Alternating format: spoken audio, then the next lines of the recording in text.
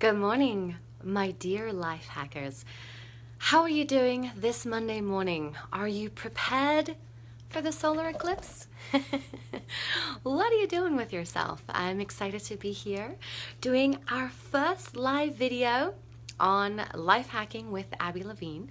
Obviously, I am Abi Levine, and today we're going to talk about one of my most interesting subjects. When I say my most interesting, I don't mean it's mine. One of my favorite subjects to talk about, because it's something that I suffered from for a number of years. A lot of you know my background, and for those of you who don't, you will learn about it here in our time together very, very quickly, probably.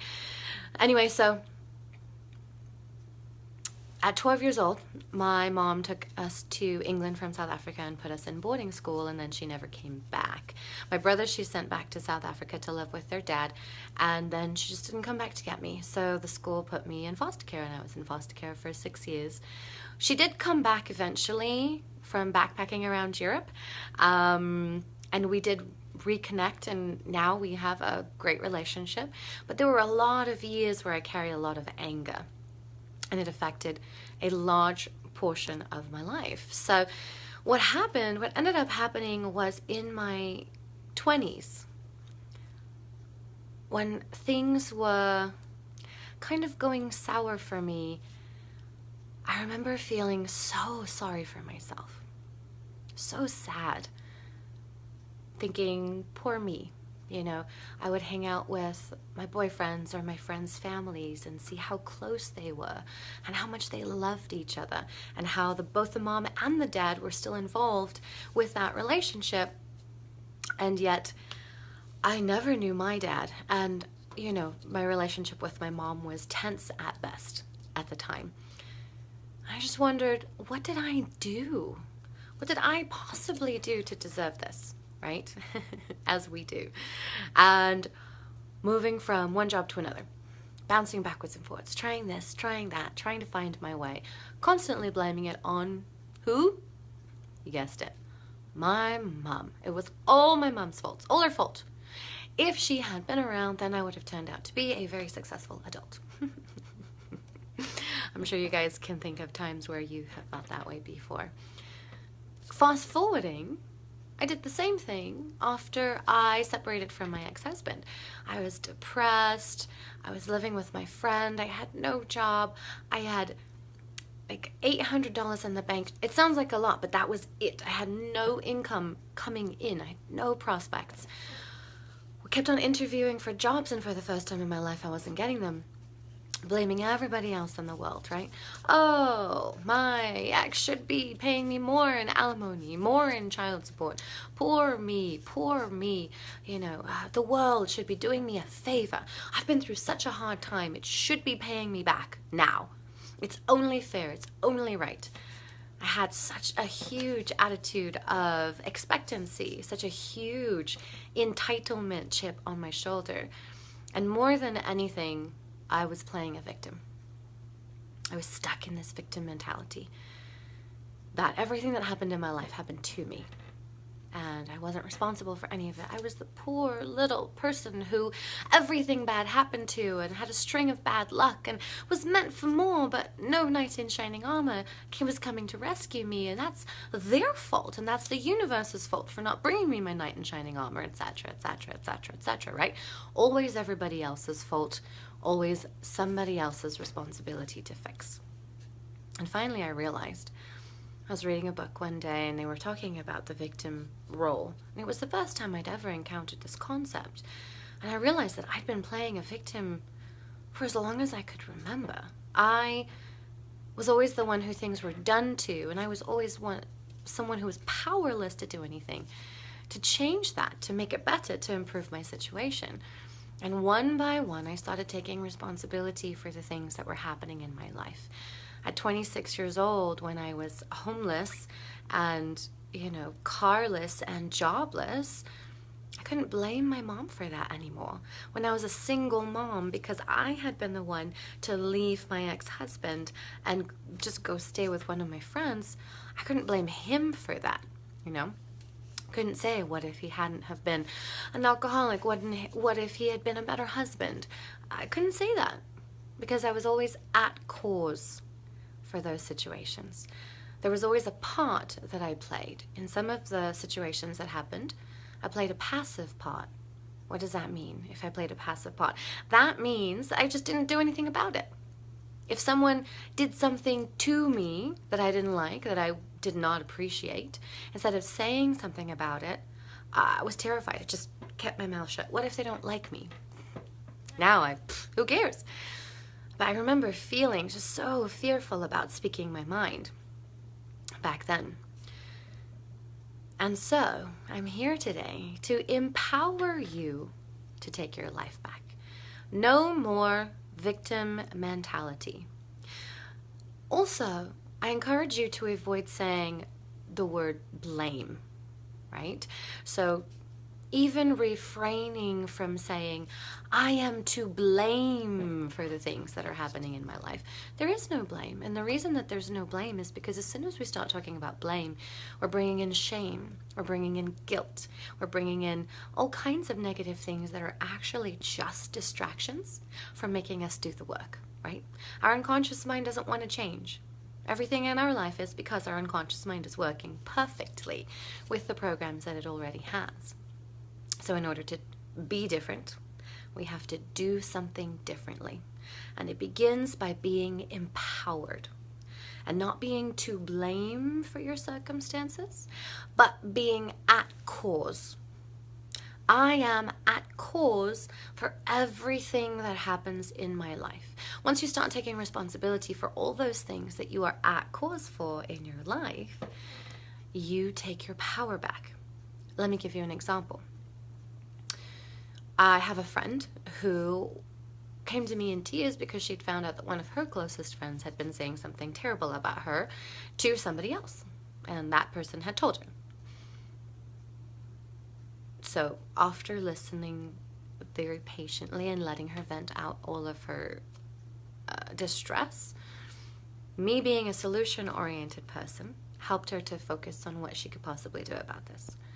And then also helped her to get at cause with the situation. For example, no, she didn't necessarily do anything to cause that person to talk badly about her.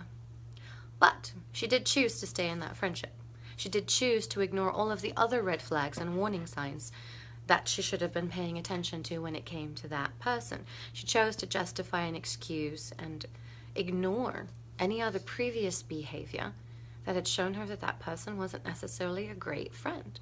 She chose to become friends with that person in the first place. And she chose to be in the situation where she met that person at first, right?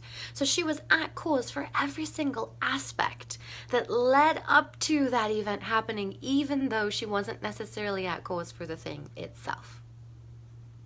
Making some sense? I have another friend who blew up at her manager at work because he was a pompous idiot, super narcissistic and misogynistic. However, she was still at cause for her behavior, right? She chose how to respond to that.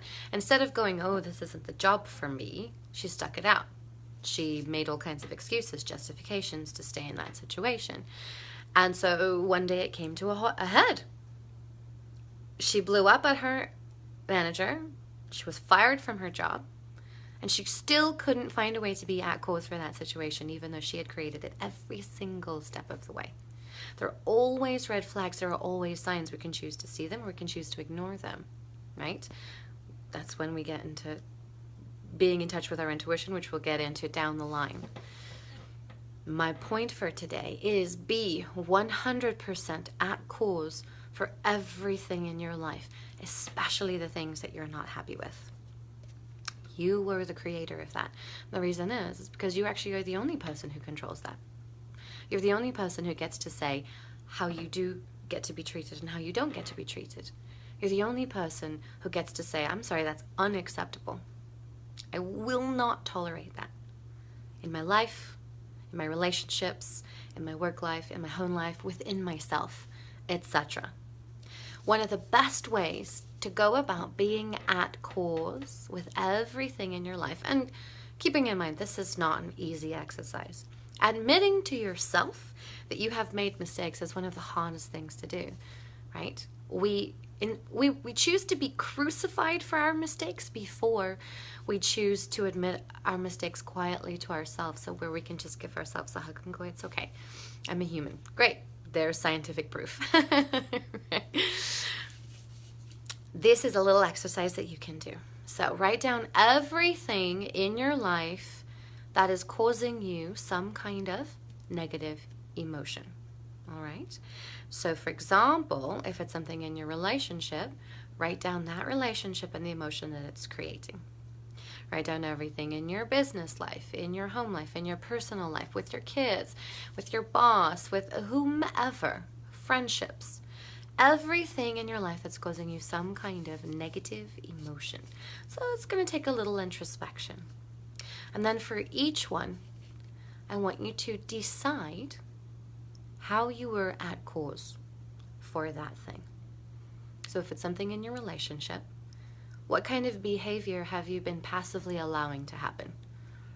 Where have you not made your wishes, your desires clear? Where have you maybe been an instigator for some of these situations if there's a lot of conflict? Where have you instigated the conflict? Where are you not being at cause? Right? So leading back. Okay, and then what did you do to get yourself into that situation? What did you do knowing that you chose to stay in that relationship? That was always your choice. Sometimes decisions are hard, right? Sometimes it's the lesser of two evils, almost, it feels like. Although I don't love that saying, because really it's the lesser of two gifts ultimately. Everything turns into a blessing eventually. You just have to stick with it. But it's how did you choose, where did you choose each time to stay there, to keep enabling this behavior?